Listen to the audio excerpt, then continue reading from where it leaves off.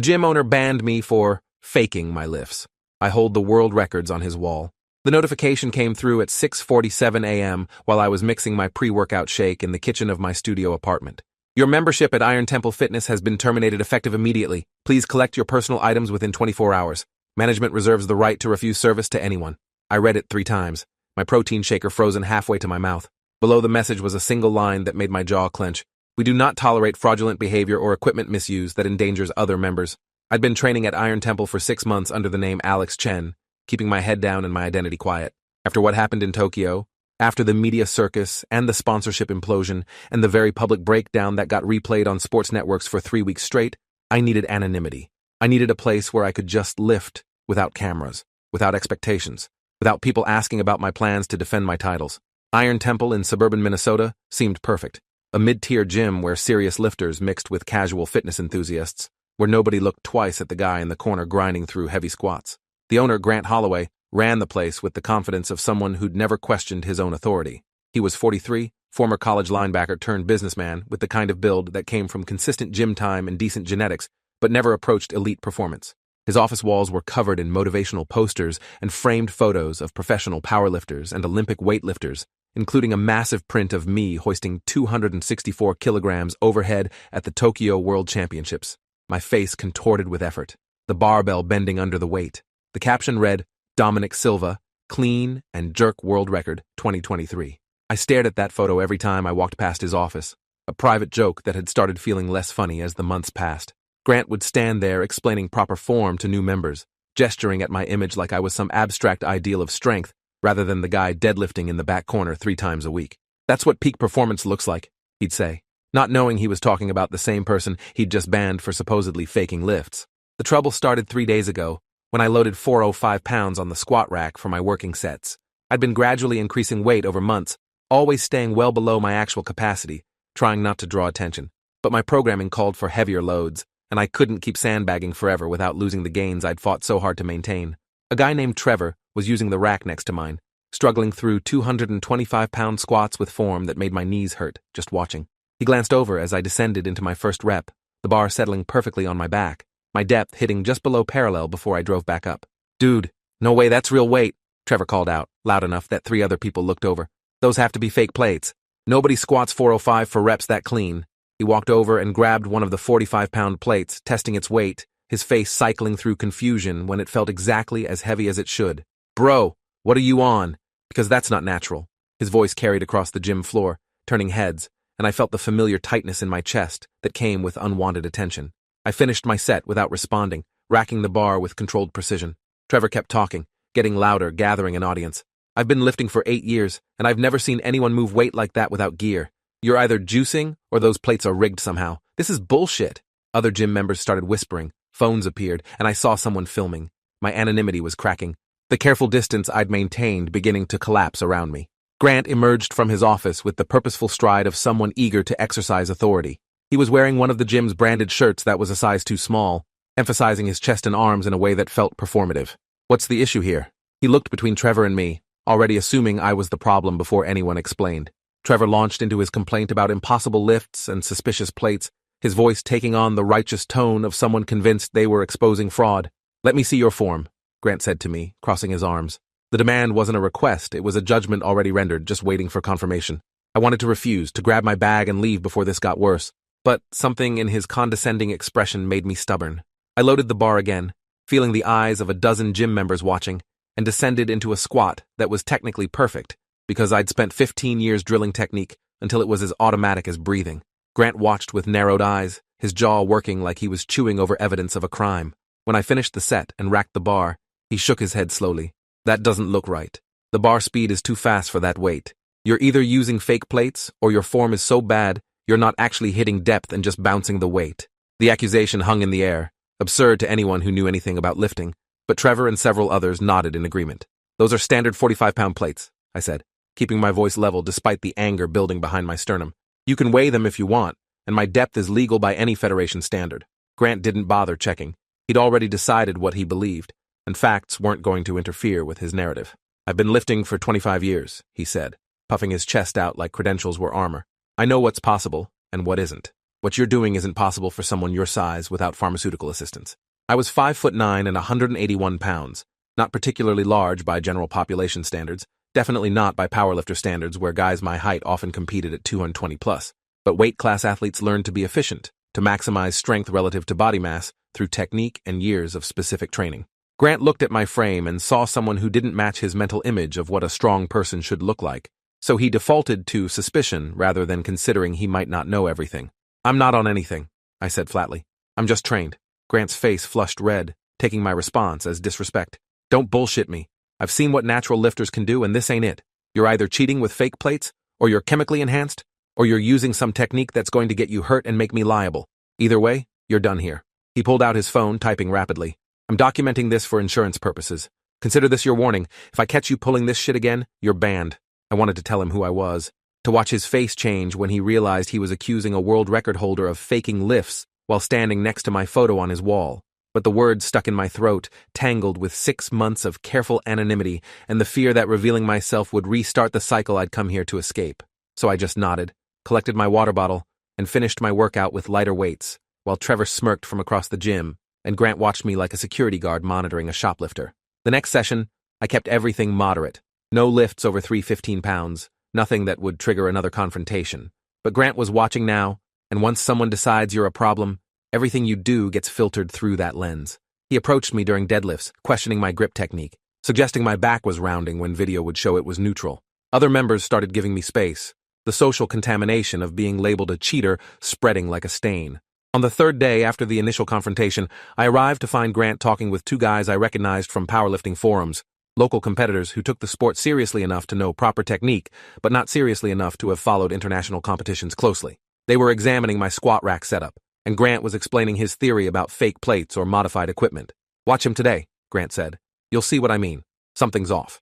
I went through my warm-ups, aware of 3 sets of eyes tracking every rep.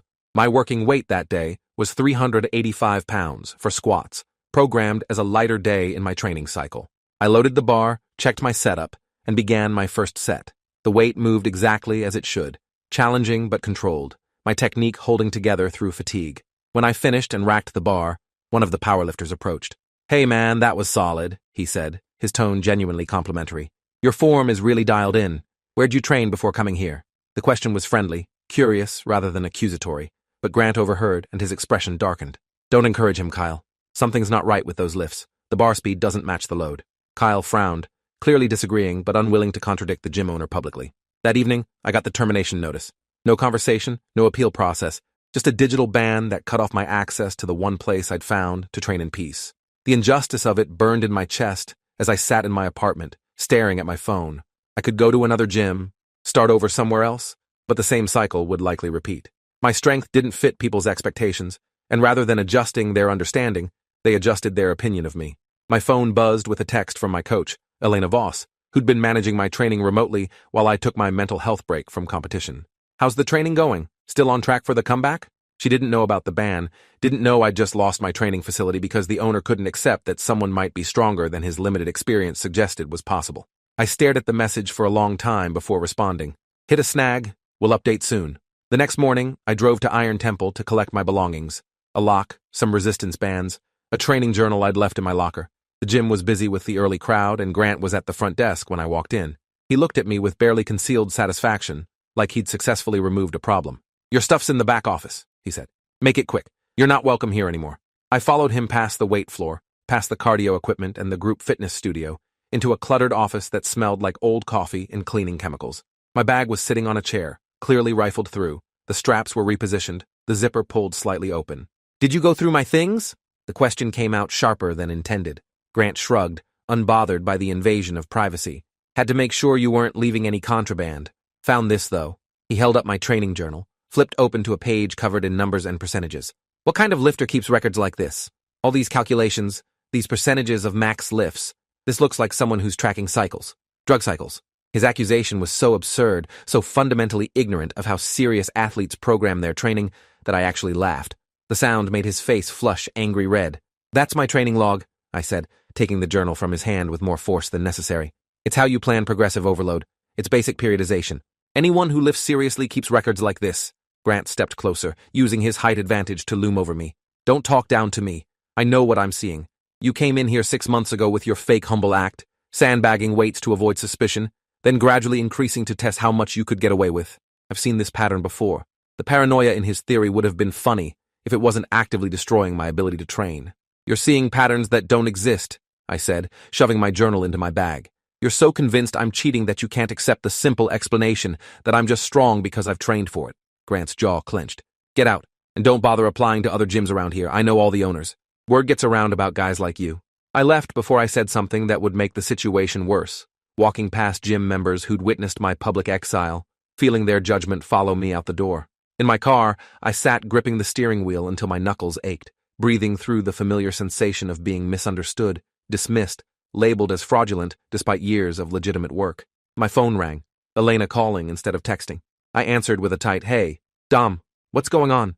Your location tracking shows you haven't been to the gym in your usual window." She'd set up shared fitness tracking when my depression got bad last year, a safety net to make sure I wasn't completely isolating. Got banned, I said, the words tasting bitter. Owner decided my lifts were too good to be natural, so I must be cheating somehow. Confiscated my training journal thinking it was drug cycle documentation. Elena was quiet for a beat, then, "You're kidding." Another pause. "Dom, you're a world record holder. You're literally the strongest 81-kilogram lifter on the planet. Of course, your lifts look abnormal to some suburban gym owner." Her voice carried frustration mixed with concern. "This is exactly why I told you to train at a proper facility. You can't hide among recreational lifters. You're too far outside normal distributions." "I needed normal," I said, hearing the defensive edge in my voice. "I needed a place where nobody knew about Tokyo, or the sponsors dropping me, or the photos that ended up everywhere. I just wanted to lift without all the other shit attached to it." Elena sighed, the sound carrying months of having this same conversation. "I get it, but you can't hide from who you are. Your body doesn't do normal. Your nervous system doesn't do normal. You've spent 15 years building something exceptional, and that's not erasable." She was right, but being right didn't solve my immediate problem. So what now? I can't train at home. My apartment building would lose their minds with the noise. The next closest gym is 45 minutes away. Elena made a thoughtful sound. "What if you stopped hiding? What if you told this Grant person exactly who he just banned? Let him sit with that embarrassment for a while." The idea had a certain vindictive appeal, but it also felt like losing something. Once I revealed myself, the anonymity was gone permanently.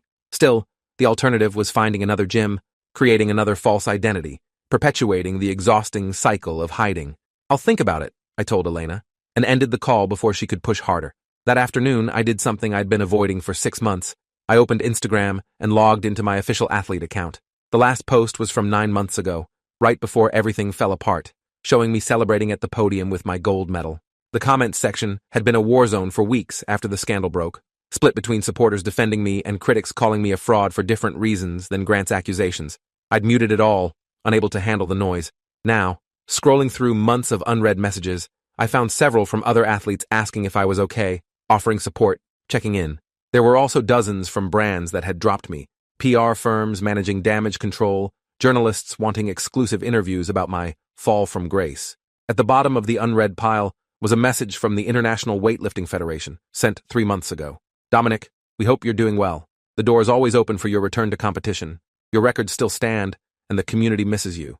I stared at that message, feeling the pull of a world I'd walked away from. The truth was more complicated than taking a break. I'd fled from competition because the pressure had become toxic, because sponsors wanted me to be a brand instead of a person, because a single bad training photo had spiraled into accusations of doping despite passing every test. The photo showed me looking exhausted and depleted after a brutal training session, and somehow that became evidence that I was using substances. The investigation cleared me completely, but the damage to my reputation persisted. Sponsors got nervous, and I'd chosen to disappear rather than fight an unwinnable PR battle. Now, banned from a suburban gym for being too strong, I realized the absurdity had reached a new peak. I drafted a post, deleted it, drafted another. Finally settled on something simple. "To the owner of Iron Temple Fitness in Burnsville, MN. Thanks for the 6-month training camp. Sorry my lifts didn't match your expectations. Maybe check the world records on your wall again.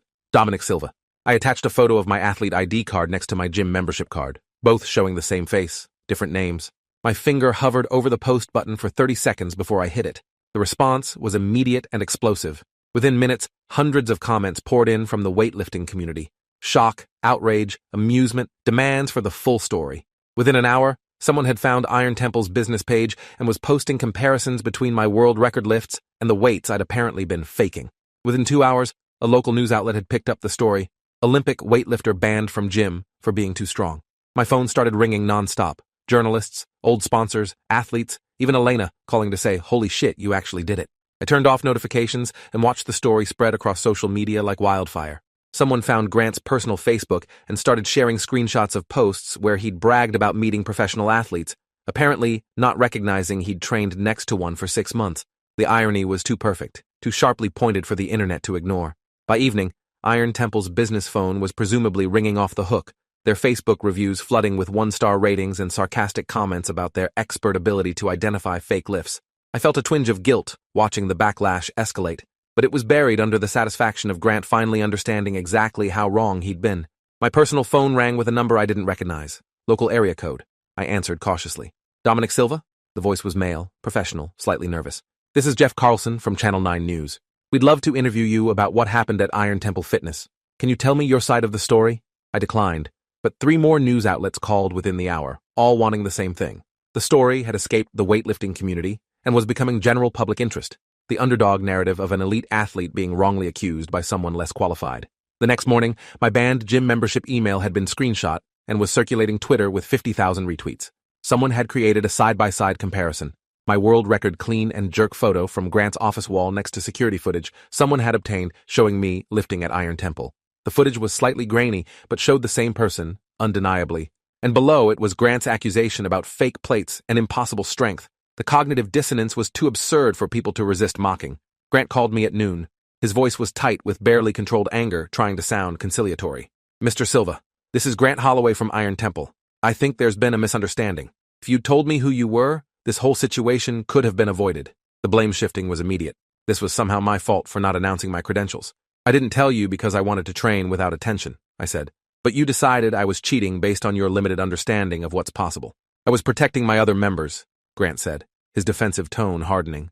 "You have to understand, from my perspective, someone squatting 400 pounds with that bar speed looked suspicious. I've never seen anything like it in person." The admission revealed everything. His frame of reference was so narrow that excellence registered as fraud. "You have my world record photo on your office wall," I said. "Did it ever occur to you that strength at that level might look different than what you're used to?" Grant's silence stretched long enough that I thought the call had dropped. Then, "I want to resolve this situation. The negative reviews are affecting my business. What would it take for you to post a clarification that this was a misunderstanding?" The audacity made me laugh. "You banned me, confiscated my training journal accusing me of doping, and told other gym owners not to accept me? There's no misunderstanding to clarify. You made assumptions based on ignorance and ego, and now you're facing consequences. I could sue you for defamation," Grant said, the conciliatory tone evaporating. "You've damaged my business reputation with that post. You made me look like an idiot." The threat was hollow. Truth is an absolute defense against defamation, and everything I'd posted was documented fact. "Sue me then," I said. "Discovery will be fun when your lawyer has to explain how you banned a world record holder for supposedly faking lifts. Every news outlet in the country will cover that trial." Grant hung up without responding. 10 minutes later, Iron Temple's social media accounts posted a statement. "We at Iron Temple Fitness pride ourselves on maintaining a safe training environment for all members. Recent misunderstandings regarding membership termination are being reviewed internally. We respect all athletes and their achievements." The statement was carefully worded to avoid admitting fault while trying to stop the bleeding, but the comments section immediately filled with people calling out the non-apology. That evening, I got a message from Kyle, one of the local powerlifters who'd witnessed my ban. "Hey Dom, just wanted to say I knew something was up with Grant's accusations. Your form was too clean to be fake. Also, several of us are leaving Iron Temple because of how he handled this. There's a new gym opening across town, owner's a former college strength coach, much better equipment. You'd be welcome there if you need a place to train." The message represented what I'd been hoping for, people recognizing the situation for what it was and making their own judgment calls.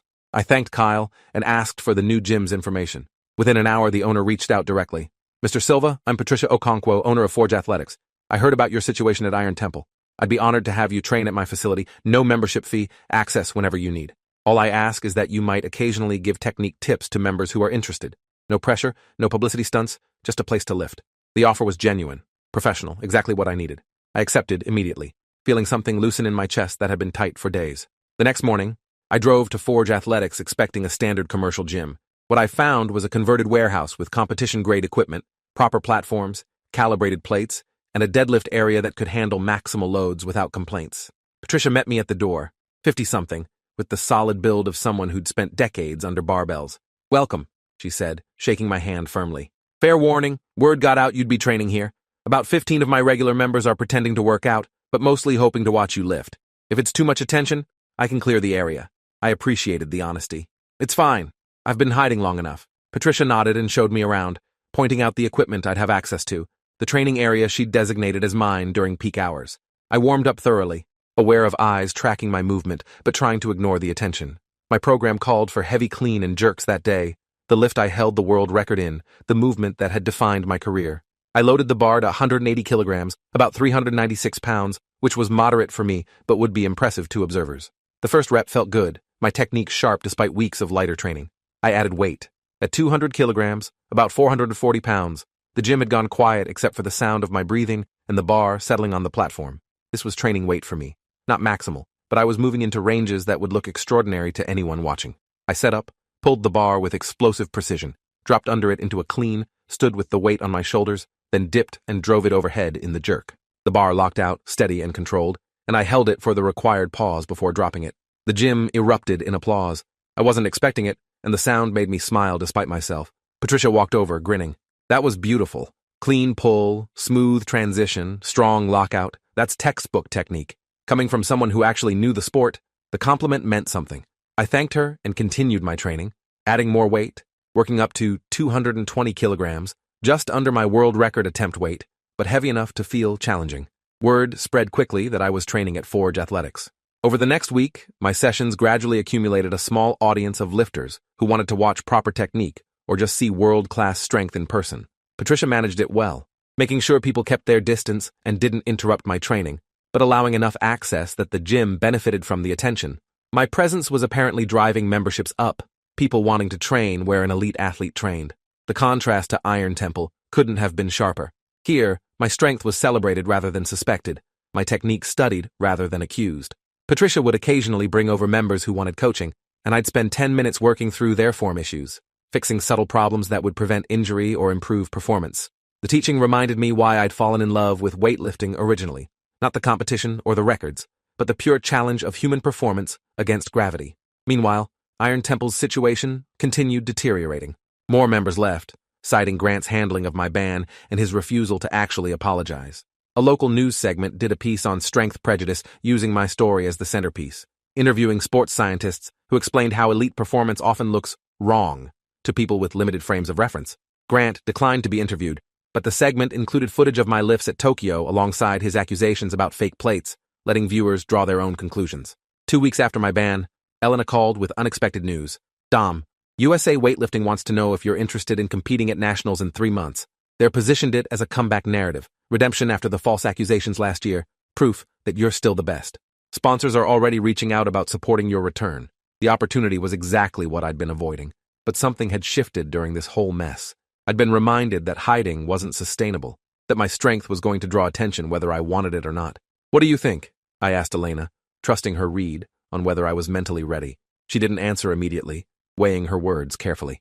I think you've been running from something that wasn't your fault. The doping accusations were bullshit, cleared by every legitimate test. You let other people's ignorance drive you into hiding, and then you found out that ignorance follows you even into suburban gyms. Maybe it's time to stop running and remind everyone why those records on Grant's wall have your name on them. She was right, but agreeing meant stepping back into the pressure cooker I'd fled from. Still, training at Forge had reminded me what it felt like to lift without constantly looking over my shoulder, without second-guessing every rep. I'll do it, I said, feeling the decision settle in my chest. But I'm doing it my way. No media circus, no sponsor obligations beyond what's contracted, just lifting. Elena laughed. Good luck with that. The media is going to eat up this story. Banned by a gym, vindicated by the internet, comes back to defend his title? That's exactly the kind of narrative sports journalism lives for. She wasn't wrong, but I could control my participation in it. I'd do the required press, give the necessary interviews, but I wouldn't let it consume my life again. The training intensified over the following weeks. Patricia gave me access to the gym during off hours when I needed to work without distraction, and my lifting started returning to the levels that had defined my competitive peak. The Olympic lifts are technically demanding. They require perfect timing, explosive power, and the neurological efficiency to coordinate your entire body in fractions of a second. 6 months of moderate training had dulled my edge, but muscle memory runs deep when you've spent 15 years drilling movements. Grant's life was apparently not going as well. Iron Temple's Google reviews had stabilized around 2.3 stars, every recent review mentioning my ban and his handling of the situation.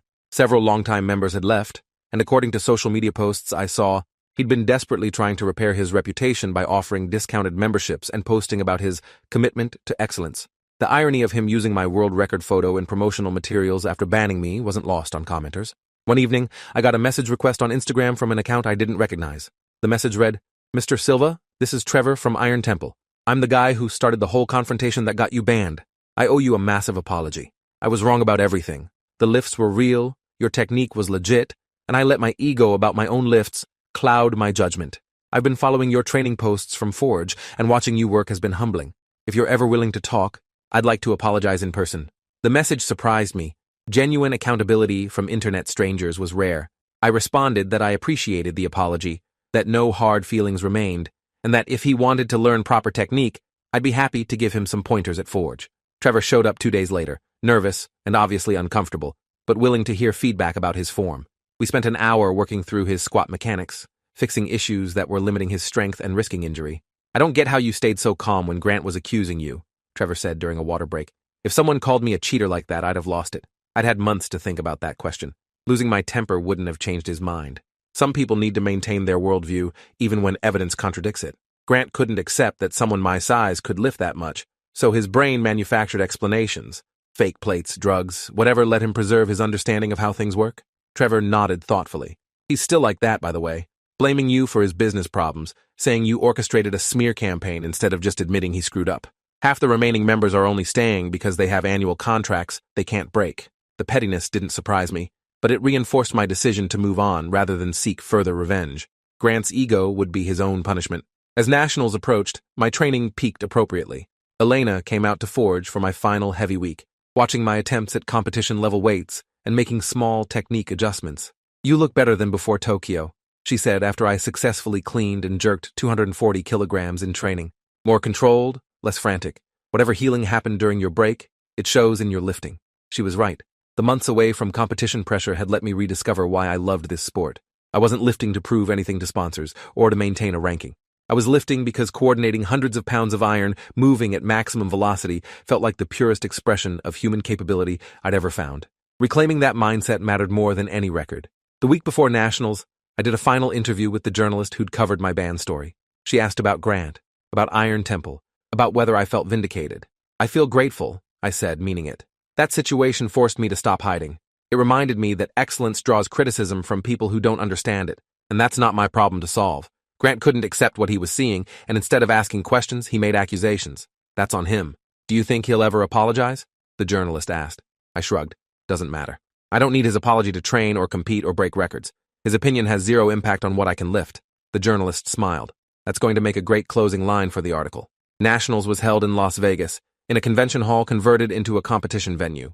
Walking into athlete check-in felt surreal after months away, seeing familiar faces, hearing the distinctive sound of plates clanging on platforms, smelling the chalk dust and training oil that permeated serious weightlifting spaces. Athletes I'd competed against for years came over to welcome me back, offering fist bumps and supportive comments. My first attempt at clean and jerk was programmed at 230 kilograms, about 507 pounds, a weight I'd hit countless times in training, but which would position me well among the competition. The attempt felt smooth, controlled, my technique sharp despite the months away. My second attempt at 240 kilograms matched the current competition lead, and my successful lift put me in first place heading into final attempts. For my third attempt, Elena and I had discussed strategy. I could play it safe with 245 kilograms and virtually guarantee gold, or I could attempt 265 kilograms, 1 kilogram more than my own world record set in Tokyo. The attempt would be broadcast live, analyzed by commentators who'd spent months speculating about whether my hiatus meant I'd lost my competitive edge. "What do you want to do?" Elena asked, leaving the decision to me. I thought about Grant's wall, about the photo of me celebrating that record, about his absolute certainty that someone my size couldn't lift that much naturally. I thought about Trevor's initial accusation, and all the other times people had assumed excellence meant cheating. "Let's break the record," I said. "Let's make it undeniable." The bar loaded to 265 kilograms looked impossibly heavy sitting on the platform. I chalked my hands, approaching the bar with the focused calm that came from thousands of previous lifts. The audience quieted as I set my grip, and then there was only me and the bar and the physics we were about to negotiate. I pulled with everything I'd built over 15 years of training, the bar accelerating off the platform, my body dropping under it into the clean, standing with the weight on my shoulders, my legs burning, my core locked tight. The jerk felt perfect, the dip smooth, the drive explosive, my arms punching the bar overhead as I split my legs into the receiving position. The bar locked out, steady and controlled, my body holding the weight while time seemed to stretch. The referee's lights flashed white. A good lift. I'd just broken my own world record, proving that the strength Grant had called impossible was not only real, but had gotten stronger during my time away. The crowd erupted as I dropped the bar, the sound of 265 kilograms hitting the platform, mixing with applause and cheering. Elena jumped the barrier to hug me, yelling congratulations over the noise. Other athletes mobbed me with celebrations, and for the first time in months, I felt completely present in my own achievement, without the shadow of doubt or accusation. That night, scrolling through social media in my hotel room, I saw the video of my record lift had already accumulated millions of views. The comments section was predictably chaotic. Supporters celebrating, critics claiming I must be enhanced, casual viewers simply amazed at the weight. But buried in the responses, I found one that made me laugh out loud. Someone had tagged Iron Temple Fitness with the caption, "Guess those lifts weren't fake after all." The media attention following Nationals was intense but manageable. I did required interviews, appeared on a couple sports podcasts, and generally handled the publicity with more grace than my previous attempts. Sponsors reached out tentatively, testing whether I was ready to re-enter commercial relationships. I was selective, choosing brands that respected my boundaries and understood I wasn't interested in being a lifestyle influencer, just an athlete who lifted heavy weight. Forge Athletics became my permanent training home, and Patricia and I developed a coaching partnership where I worked with serious lifters who wanted to improve their Olympic lifting technique. Teaching reinforced my own understanding, and watching athletes progress from struggling with 135-pound snatches to hitting personal records brought a satisfaction that complemented my own competitive goals. Grant never reached out again, though Iron Temple's social media occasionally posted about their world-class facilities and championship training environment. The photos they used strategically cropped out the dwindling number of members and the equipment that was gradually falling into disrepair as his business continued struggling. Some petty part of me enjoyed watching karma work itself out, but mostly I just felt relieved to be training somewhere that understood and appreciated what I was trying to accomplish. 6 months after Nationals, Elena and I were planning my preparation for the next World Championships when Patricia pulled me aside after a training session. "Dom, I want to show you something." She led me to her office, where she'd hung a framed photo on the wall. Me at Nationals, completing the record-breaking jerk, the bar locked overhead, my face showing the intense focus that preceded celebration. Below it, she'd added a plaque, "Dominic Silva, clean and jerk world record, 265 kilo, 2024. Thought you might appreciate having your actual record on a wall where people recognize what they're looking at," Patricia said with a smile. The gesture meant more than she probably realized. Validation from someone whose opinion I respected, in a space where my achievement was celebrated rather than suspected. "Thank you," I said, meaning it for everything. The training space, the support, the understanding that excellence doesn't need to apologize for existing. A year after my ban from Iron Temple, I received one final message from Grant. It was brief. "Saw your world record. Impressive. Maybe I was wrong about some things. Not quite an apology, not quite acknowledgement of the damage he'd caused, but perhaps the closest his ego would allow him to get." I read it once and deleted it without responding. Some people deserved closure. Others just needed to be left in the past where their opinions couldn't touch you anymore. 3 months later, I walked away from the World Championships with gold medals in both the clean and jerk and the total, having proven that the strength Grant had called impossible, that Trevor had labeled fake, that countless others had suspected was chemically enhanced, was simply the result of dedicating my life to perfecting a craft. The records on Forge Athletics' wall told a story about what's possible when talent meets work, meets refusal to accept others' limited understanding of human capability. And every time I walked past that photo, I was reminded that being banned from that small-minded gym was the best thing that could have happened.